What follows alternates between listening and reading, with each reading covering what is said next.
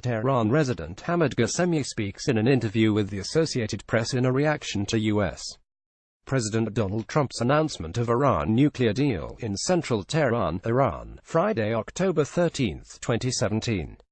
Iran has in no way violated the nuclear deal, and as far as we know it has always remained committed to its promises, but it has always been them Americans who have broken the promises and have had other options on the table, said Hamid Ghassemi. Vahid Salimi, Associated Press. Tehran, Iran. President Donald Trump's refusal to certify the Iran nuclear deal has sparked a new war of words between the Islamic Republic and America, fueling growing mistrust and a sense of nationalism among Iranians. The speech has served to unite Iranians across the political spectrum, fed also by anger over Trump's refusal to refer to the Persian Gulf, the waterway through which a third of all oil traded by sea passes, by name.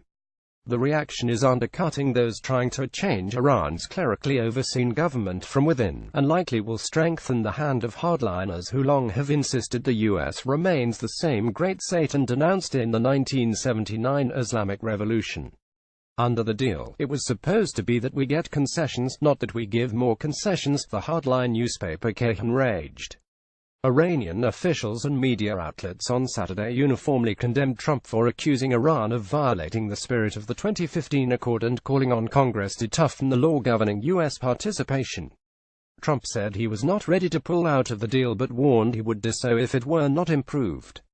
In a televised speech shortly after Trump made his announcement, Iranian President Hassan Rouhani said his country would remain in the deal, but criticized Trump's words, referring to them as cursing and futile accusations. Rouhani also said Iran would continue to build and test ballistic missiles, something allowed under the nuclear deal, though Americans believe it violates the accord's spirit. "We have always been determined, and today we are more determined," Rouhani said. "We will double our efforts from now on."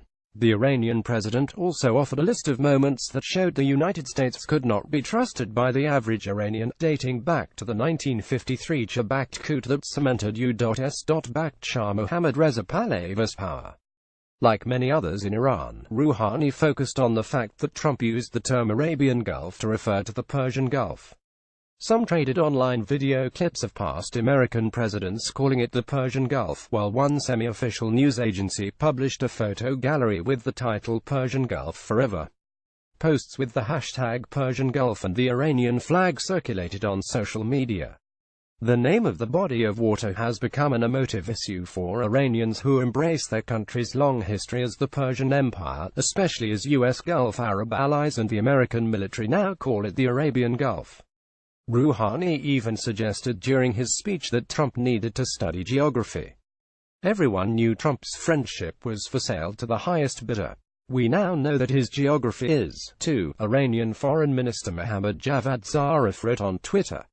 Later in the day, Zarif said in a televised interview that Trump and the U.S. are not in a position to certify Iran's compliance to its commitments under the deal. Zarif said the UN nuclear watchdog, the International Atomic Energy Agency, is the only authorized body for certification of the deal. He also criticized Trump for calling Iran a rebellious government. Without using any name, he added rebellious is the one who is not loyal to international regulations.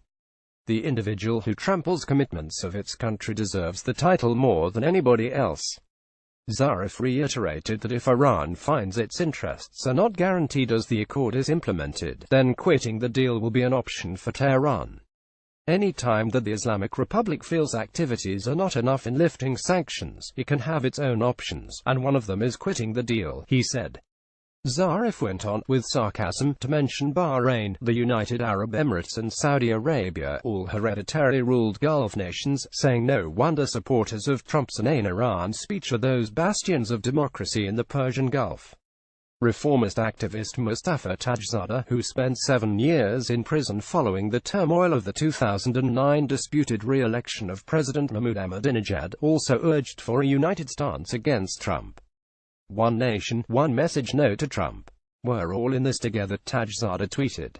Recent surveys have said an increasing majority of Iranians are skeptical that the U.S. will live up to its obligations in the nuclear deal. Meanwhile, most have yet to see the benefits of the deal itself, as Iran's economy still struggles to overcome rampant inflation, few jobs and bad loans to its banks.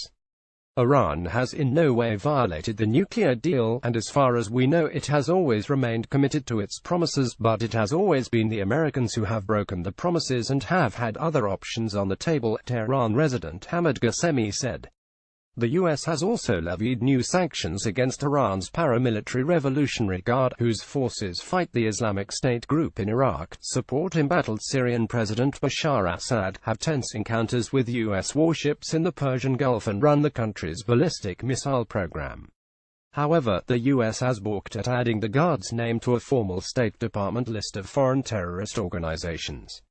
That could have proven problematic, especially with the Guard's vast economic holdings across Iran.